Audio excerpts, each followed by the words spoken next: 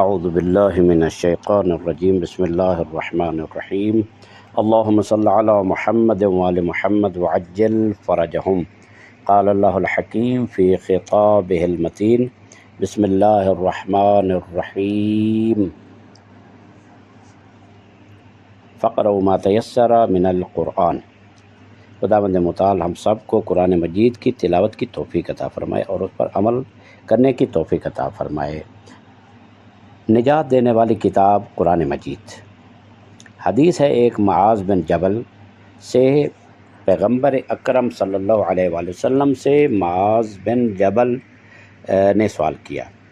وہ یوں ہے، جامع حدیث شیعہ میں جلد 15 صفحہ نمبر 9 پر یہ حدیث موجود ہے۔ اس کا عربی متن اور ترجمہ و تشریح آپ کی خدمت میں حاضر ہے۔ معاذ بن جبل کہتے ہیں، كنا مع رسول اللہ صلی اللہ علیہ وآلہ وسلم فی سفر فقلت یا رسول اللہ حدثنا بما لنا فیہ نفع فقال۔ حضرت معاذ بن جبل کہتے ہیں کہ ہم ایک سفر میں رسول اللہ صلی اللہ علیہ وآلہ وسلم کے ساتھ تھے، تو میں نے عرض کیا یا رسول اللہ ہمیں کوئی ایسی بات بتائیں کہ جس میں ہمارے لیے نفع ہو اور ہمارے لیے فائدہ ہو۔ تو پیغمبر اکرم نے ارشاد فرمایا، ان اردتم عیش السعداء و موت الشہداء والنجاة یوم الحشر والظل یوم الحرور والہدى یوم الضلالہ فادرسوا القرآن فإنہ کلام الرحمن وحرز من الشیطان ورجحان فی المیزان۔ رسول اکرم نے ارشاد فرمایا، اگر تم خوش بختوں جیسی زندگی، شہیدوں جیسی موت، روز قیامت نجات، قیامت کی گرمی میں عرش کا سایہ اور گمراہی کے دور میں ہدایت چاہتے ہو تو قرآن کو سیکھو اور اس کا درس لو، کیونکہ قرآن خدائے رحمان کا کلام ہے، شیطان سے پناہ کا قلعہ ہے اور میزان یعنی ترازو میں نیکیوں کی کا باعث سنگینی ہے، یعنی اس میں نیکیوں کا جو پلڑا ہے وہ بھاری ہو جاتا ہے۔ قرآن کتاب نجات بخش ہے۔ یہ حدیث مبارک قرآن مجید کی عظمت، افادیت اور دنیا و آخرت میں اس کے نجات بخش تاثیر کو جامع انداز میں بیان کرتی ہے، لہٰذا قرآن مجید اور اقوال معصومین علیہ السلام کی روشنی میں آپ کی خدمت میں اس کی مختصر سی توضیح اور وضاحت بیان کرنے کی سعادت حاصل کرتا ہوں۔ انشاءاللہ آپ توجہ سے سماعت فرمائیں گے۔ جو پیغمبر اکرم نے فرمایا عیش السعداء، خوش بختوں کی زندگی، تو اس بارے میں قرآن مجید دلوں کو سکون، روح کو اطمینان اور انسان کو اعلیٰ اخلاقی زندگی عطا کرتا ہے۔ قرآن مجید کی آیت ہے، من عمل صالحا من ذکر او انثی وہو مؤمن فلنحیینہ حیاتا طیبہ۔ جو کوئی نیک عمل کرے، خواہ مرد ہو یا عورت، اور وہ ایماندار ہو یعنی ایمان کی حالت میں ہو، تو ہم اسے پاکیزہ زندگی عطا کریں گے۔ یہ ہو گیا خوش بختوں جیسی زندگی، سورہ نحل آیت نمبر 97۔ دوسری چیز موت الشہداء، شہداء کی موت۔ قرآن مجید سے وابستگی انسان کو ایسی بصیرت اور ایمان عطا کرتی ہے کہ وہ راہ حق میں شہادت کو فوز عظیم سمجھتا ہے۔ وَلَا تَحْسَبَنَّ الَّذِينَ قُتِلُوا فِي سَبِيلِ اللَّهِ أَمْوَاتًا۔ راہ خدا میں قتل کیے جانے والوں کو مردہ مت سمجھو، سورہ آل عمران آیت 169۔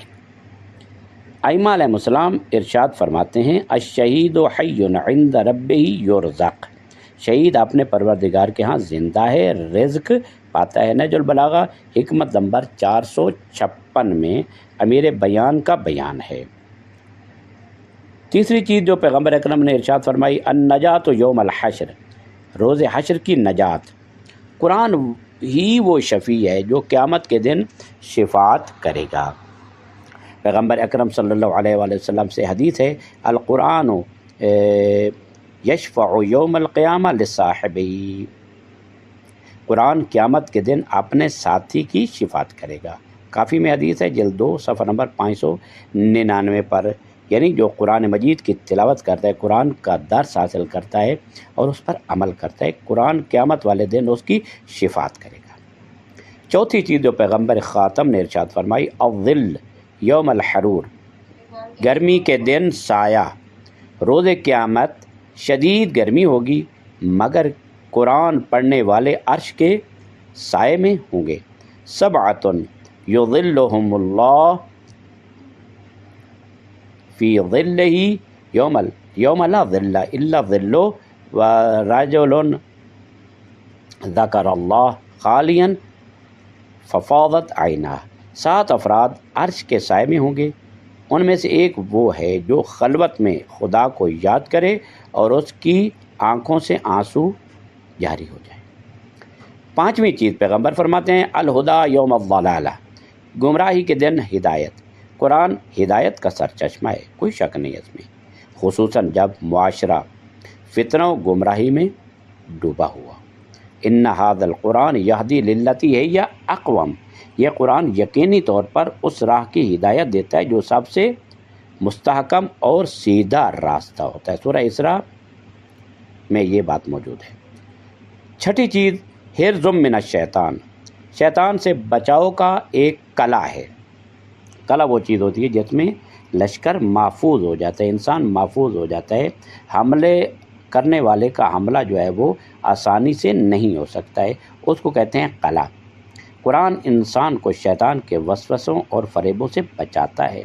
فَإِذَا قَرَأْتَ الْقُرْآنَ فَاسْتَعِذْ بِاللَّهِ مِنَ الشَّيْطَانِ الرَّجِيمِ، جب قرآن پڑھو تو شیطان مردود سے اللہ کی پناہ مانگو، سورہ نحل میں ہے۔ 7ویں چیز جو ہے وہ رجحان فی المیزان، میزان میں نیکیوں کا وزن بڑھانے والا قرآن ہے۔ قرآن کی تلاوت، اس پر عمل اور اس کی تعلیم میزان عدل میں انسان کے اعمال کا وزن بڑھاتی ہے۔ امام صادق علیہ السلام نے ارشاد فرمایا، من قرأ القرآن وهو شاب مؤمن اختلط القرآن بلحمہ ودمہ، جو مومن جوانی میں قرآن پڑھے، قرآن اس کے گوشت و خون میں رچ بس جاتا ہے۔ تو اس سے معلوم یہ ہوا، یہ کافی میں حدیث ہے جلد 2 صفحہ نمبر 603 میں ہے۔ تو اس کا مطلب ہے قرآن بڑھاپے میں نہیں بلکہ قرآن کو بچپنے میں، جوانی میں پڑھنا چاہیے، تاکہ قرآن اس پڑھنے والے جوان کے گوشت اور خون میں رچ بس جائے۔ تو ان عرائض کا خلاصہ اور پیغام جو ہے وہ مومنین کی خدمت میں یہ ہے کہ یہ حدیث بتاتی ہے کہ قرآن صرف عبادت یا رسم نہیں بلکہ نجات، شہادت، ہدایت اور سکون قلب کی زندہ کتاب ہے۔ ہمیں ادھر ادھر جانے کی ضرورت نہیں ہے، خدا نے ہمیں بہترین خزانہ دیا ہے، قرآن جیسی عظیم کتاب دی ہے۔ شفاء وننزل من القرآن ما هو شفاء ورحمہ للمؤمنین ولا یزید الظالمین الا خسارہ، ظالمین کو تو خسارہ ہے، لیکن جو مؤمنین ہیں، جو قرآن سے ہدایت حاصل کرنا چاہتے ہیں، ان کے لیے شفا بھی ہے، ہدایت بھی ہے اور نجات بھی ہے اور شفاعت بھی ہے۔ جو شخص قرآن کو سیکھے، سمجھے اور اس پر عمل کرے، وہ دنیا و آخرت میں فلاح پائے گا۔ قرآن خدا کا کلام، شیطان سے سپر، ڈھال اور قیامت کا نور ہے۔ دعا ہے خدائے ذوالجلال کی درگاہ میں، خداوندہ ہمیں قرآن کا ساتھ اس دنیا میں بھی اور قبر میں بھی، موت کے وقت، قبر میں، برزخ میں، قیامت میں، جنت تک ہمیں قرآن و اہل بیت کا ساتھ نصیب فرما، اور ایک چشم زدن، آنکھ جھپکنے کے لمحات بھی ہمیں قرآن اور اہل بیت سے جدا نہ کرنا، ورنہ ہم گمراہ ہو جائیں گے۔ خداوند متعال ہم سب کی دعاؤں کو مستجاب فرمائے، ہمیں قرآن کے دروس کو سمجھنے اور اس پر عمل کرنے کی توفیق عطا فرمائے۔ وصلی اللہ علی محمد و آلہ الطاہرین۔